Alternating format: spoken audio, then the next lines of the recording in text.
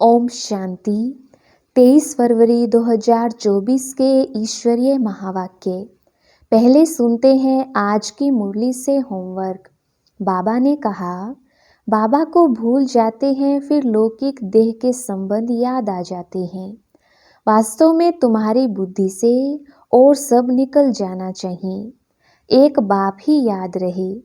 देह अभिमान में तो बहुत आते हैं, इसलिए बाबा हमेशा कहते हैं चार्ट रखो तो पता पड़े हम आगे बढ़ रहे हैं या पीछे हट रहे हैं।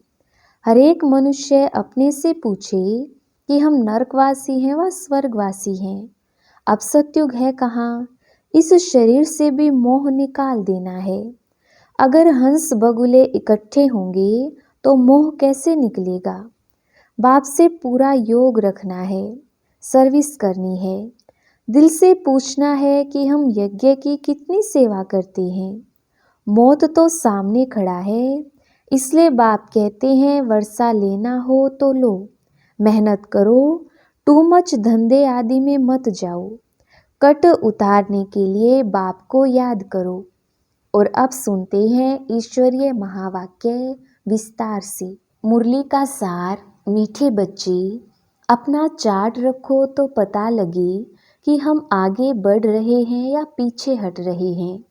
देह अभिमान पीछे हटाता है, देही अभिमानी स्थिति आगे बढ़ाती है। प्रश्न, सत्युग के आदि में आने वाली आत्मा और देरी से आने वाली आत्मा में मुख्य अंतर क्या होगा? उत्तर, आदि में आने वाली आत्माएं सुख की चाहना रखेंगी, क्योंकि सत्युग का आदि सनातन धर्म बहुत सुख देने वाला है। देरी से आने वाली आत्मा को सुख मांगना आएगा ही नहीं, वह शांति शांति मांगेंगी। बेहद के बाप से सुख और शांति का वर्षा हर आत्मा को प्राप्त होता है। ओम शांति। भगवानुवाच। जब भगवानुवाच कहा जाता है तो बच्चों को श्री कृष्ण बुद्धि में नहीं आता, बुद्धि में शिव बाबा ही आता है। मूल बात है बाप का परिचय देना, क्योंकि बाप से ही वर्षा मिलता है। तुम ऐसे नहीं कहेंगे कि हम शिव बाबा के फॉलोअर्स हैं, नहीं, शिव बाबा के बच्चे हैं। हमेशा अपने को बच्चे समझो। और कोई को यह पता नहीं है कि वह बाप, टीचर, गुरु भी है। तुम बच्चों में भी बहुत हैं जो भूल जाते हैं। यह याद रहे तो भी अहो सौभाग्य। बाबा को भूल जाते हैं, फिर लौकिक देह के संबंध याद आ जाते हैं। वास्तव में तुम्हारी बुद्धि से और सब निकल जाना चाहिए। एक बाप ही याद रहे। तुम कहते हो तो मैं माताश्च पिता। अगर दूसरा कोई याद आता है तो ऐसे नहीं कहेंगे कि सदगति में जा रहे हैं। देह अभिमान में है तो दुर्गति ही होती है। देही अभिमानी हो तो सदगति होती है। कभी नीचे कभी ऊपर चढ़ते उतरते रहते हैं। कभी आगे बढ़ते हैं, कभी पीछे हटते हैं। देह अभिमान में तो बहुत आते हैं, इसलिए बाबा हमेशा कहते हैं चार्ट रखो तो पता पड़े हम आगे बढ़ रहे हैं या पीछे हट रहे हैं। सारा मदार है याद पर, नीचे ऊपर होते ही रहते हैं। बच्चे चलते चलते थक जाते हैं, फिर रड़ियाँ मारते हैं, बाबा यह होता है, याद भूल जाती है। देह अभिमान में आने से ही पीछे हटते हैं, कुछ ना कुछ पाप करते हैं।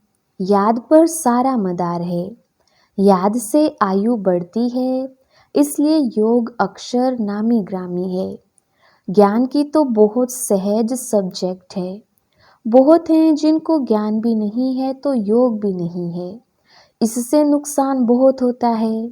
बहुतों से मेहनत होती नहीं है। पढ़ाई में नंबरवार तो होते ही हैं।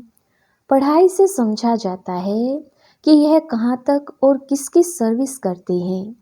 सबको शिव बाबा का परिचय देना है। तुम जानते हो बेहद का वर्षा एक ही बेहद के बाप से मिलता है। मुख्य है माता पिता और तुम बच्चे। यह हुआ ईश्वरीय कुटुंब। और कोई की भी बुद्धि में यह नहीं होगा कि हम शिव बाबा की संतान हैं, उनसे ही वर्षा लेना है, एक बाप को ही याद करना है, वह भी निराकार शिव बाबा।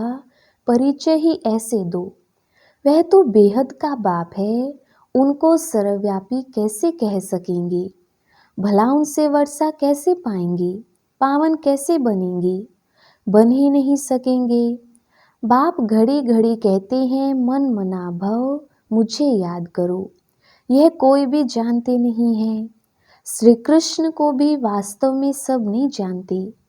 वह मोर मुकुटधारी यहाँ कैसे आएंगे? यह है बहुत ऊंचा ज्ञान। ऊंचे ज्ञान में जरूर थोड़ी डिफिकल्टी भी होगी। सहज नाम भी है, बाप से वर्षा लेना तो सहज है ना। बच्चे डिफिकल्ट क्यों समझते हैं? क्योंकि बाप को याद कर नहीं सकते। बाबा ने बच्चों को दुर्गति और सद्गति का राज भी समझाया है। इस समय सब दुर्गति में जा रहे हैं। मनुष्य मत दुर्गति में ले जाती है। यह है ईश्वरीय मत। इसलिए बाबा कंट्रास्ट बनवाते हैं। हर एक मनुष्य अपने से पूछे कि हम नरकवासी हैं व स्वर्गवासी हैं। अब सत्युग है कहाँ? परंतु मनुष्य कुछ भी समझते नहीं। सत्युग को भी कल्पना समझते हैं। अनेक मत हैं, अनेक मत से दुर्गति होती है, एक मत से सद्गति होती है। यह तो बहुत अच्छा स्लोगन है। मनुष्य मनुष्य को दुर्गति में ले जाते हैं, एक ईश्वर सभी को सद्गति देते हैं। तो तुम शुभ बोलते हो ना, बाप की महिमा करते हो। वह सर्व का बाप है, सर्व की सद्गति करते हैं। बच्चों को बाप ने बहुत समझाया है। भल प्रभात फेरी निकालो, बोलो हेवनली गॉड फादर हमको यह पद प्राप्त करा रही है। अब नर्क का अंत आने वाला है। समझाने में मेहनत तो करनी पड़ती है। एरोप्लेन से पर्चे गिरा सकते हो।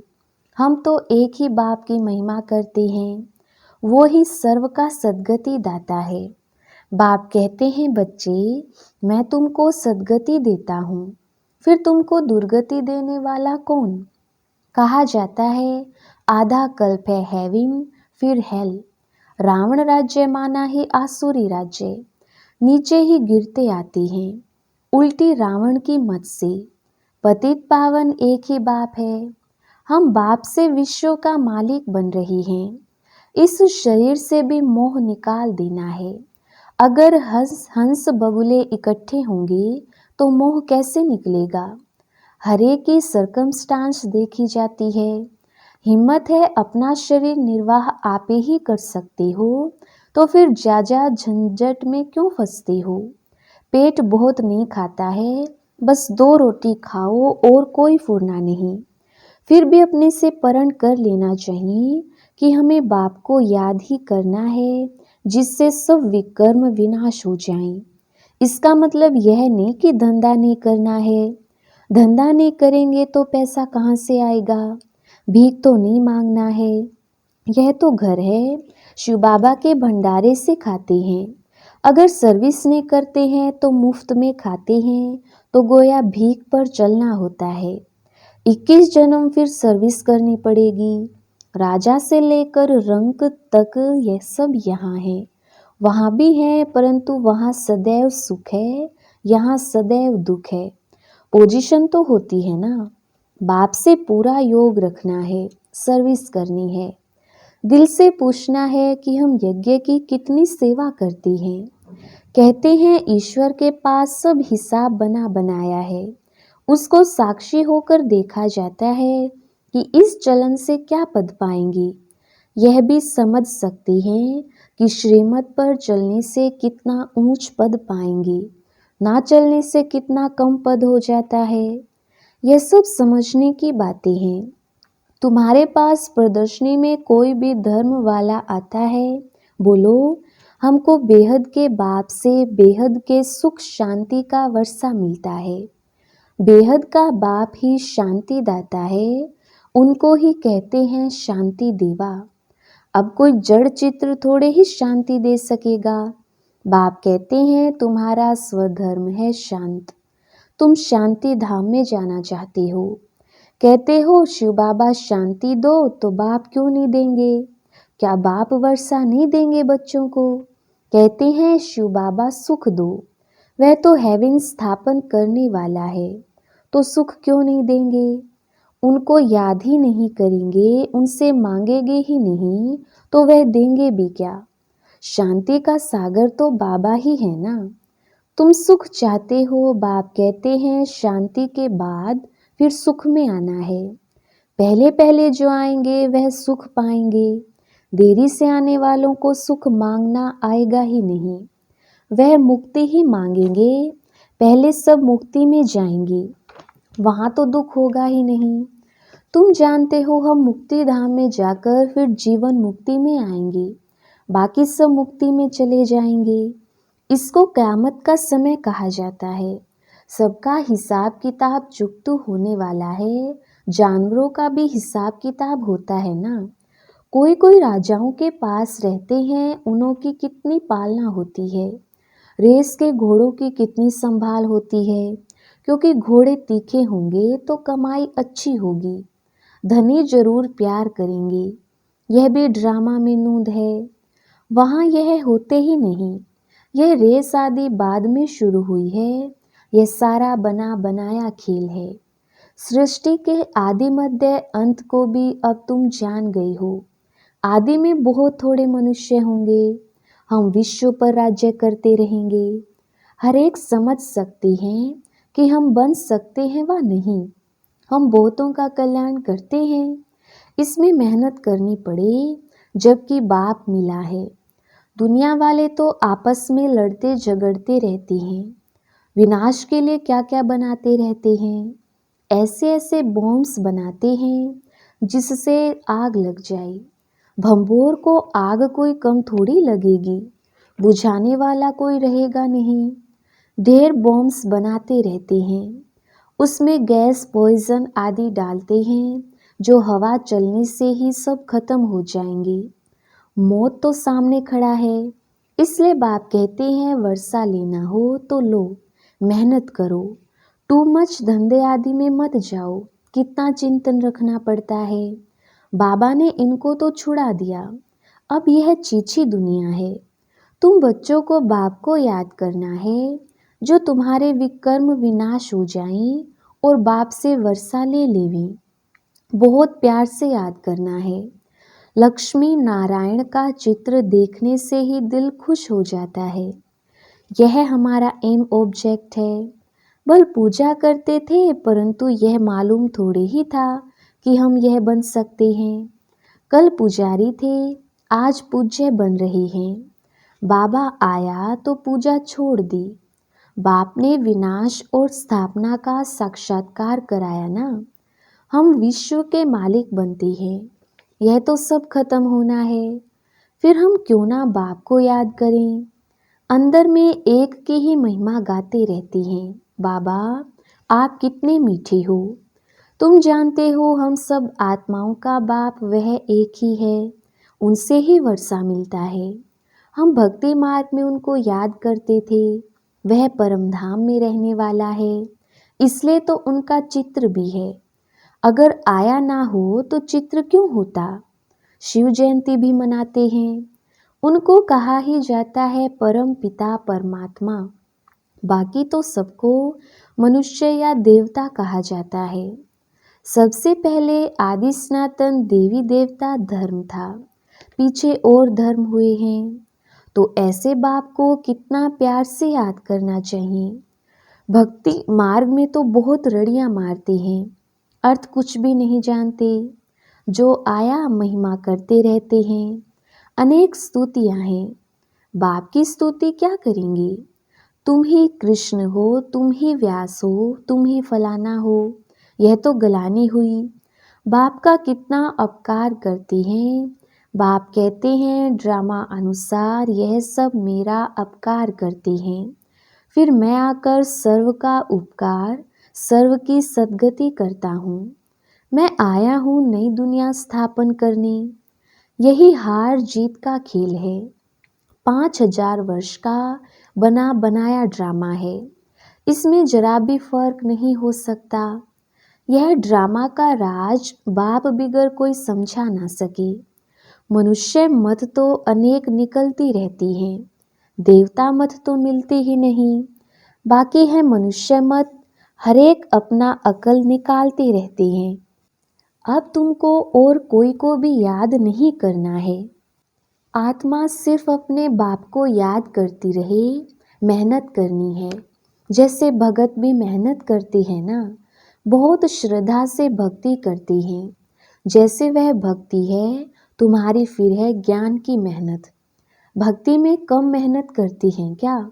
गुरु लोग कहते हैं रोज 100 माला फेरो, फिर कोठरी में बैठ जाते हैं।